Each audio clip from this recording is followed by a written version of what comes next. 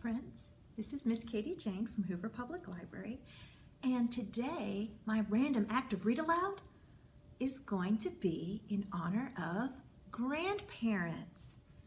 Yes, it's so important to celebrate our grandparents and other older people in our lives that we look up to for encouragement, for guidance, people that we can learn from their mistakes and their successes.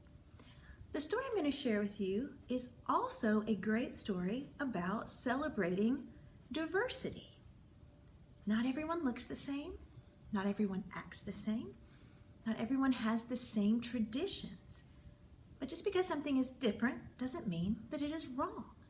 So we're going to read a brand new book that came out in 2020 called Nana Akua Goes to School by Tricia, Elam Walker, illustrated by April Harrison.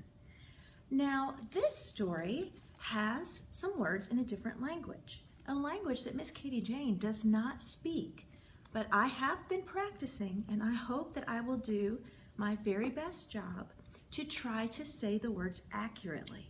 But if I make a bit of a mistake, I hope you will please forgive me. Now, in order for you to be able to see the pictures that are so beautiful, I really need to make sure that my face is not on camera. I want all of the book to be visible to you. So you're just going to hear my voice as I read this brand new, amazing story about a little girl who is a bit concerned about an upcoming event at her school that her grandmother is going to go to. She doesn't quite know how it's going to go.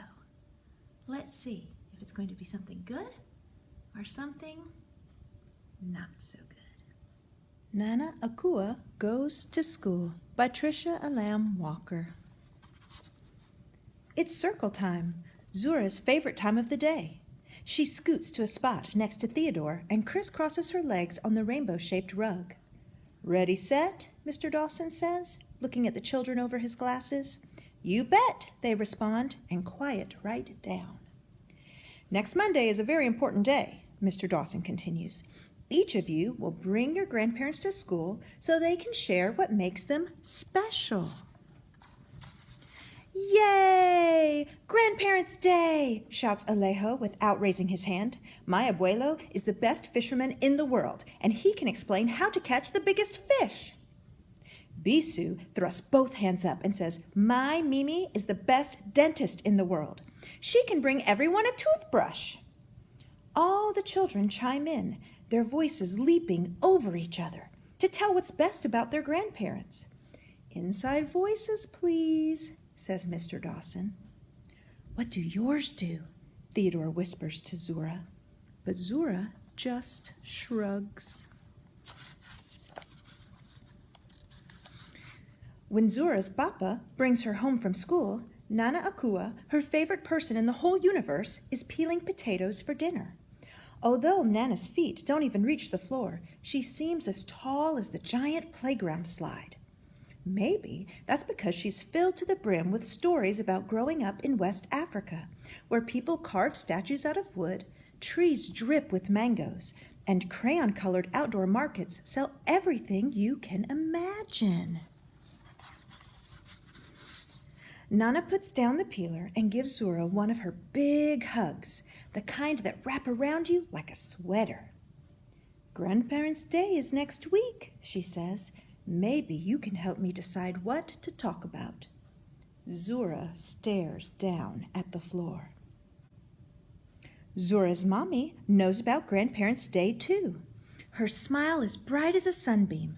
How about if Papa plays the djembe drums while Nana talks to your classmates, she suggests, coming over to help Nana. Zura frowns and thinks about the last time she and Nana went to the park. Nana pushed her high to the sky on the swings, and Zura was almost flying.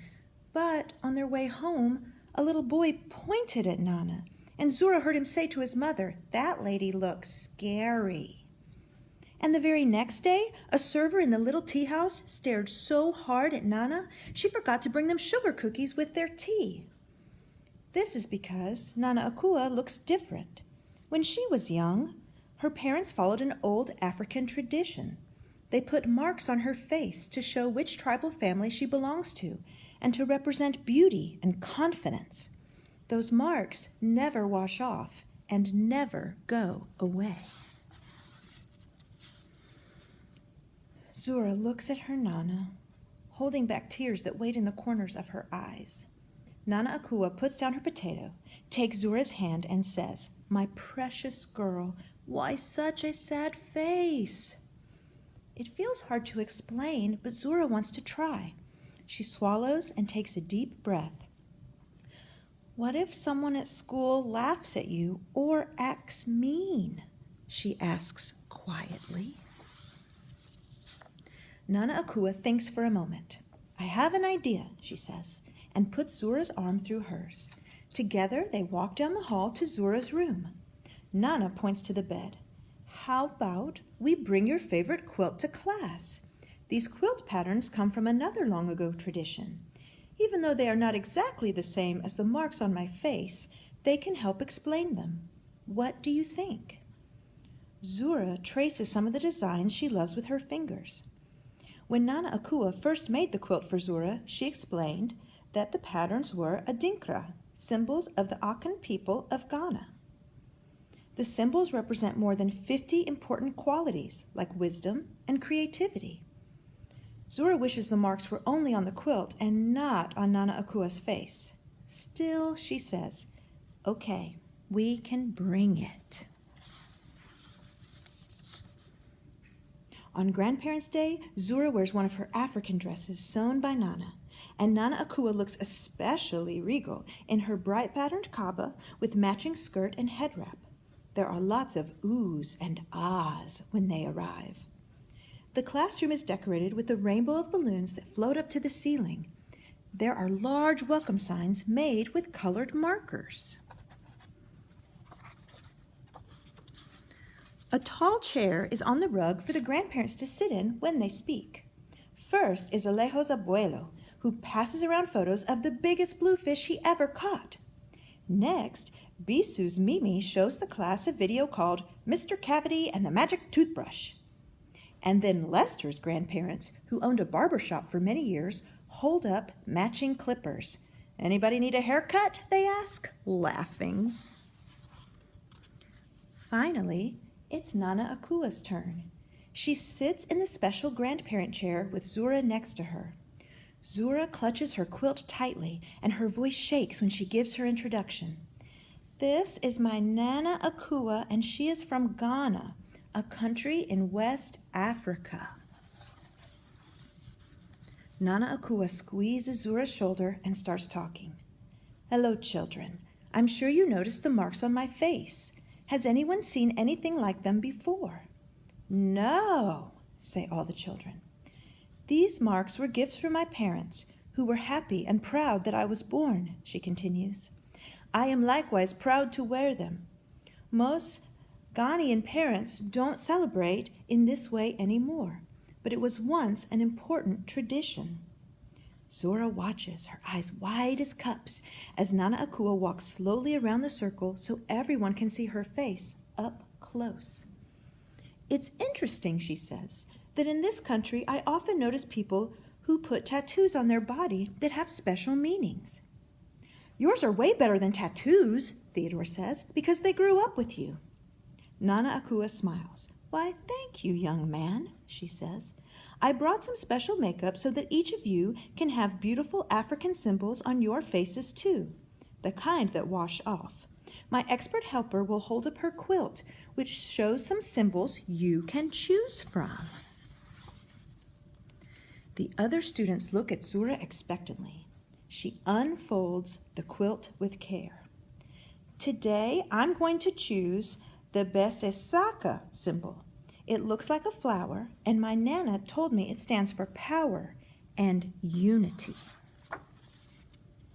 Nana Akua paints the symbol onto Zura's cheek in gold, while Zura holds very still. The other children clap when it's all done. "Come and choose your favorite symbol," Zura says to them.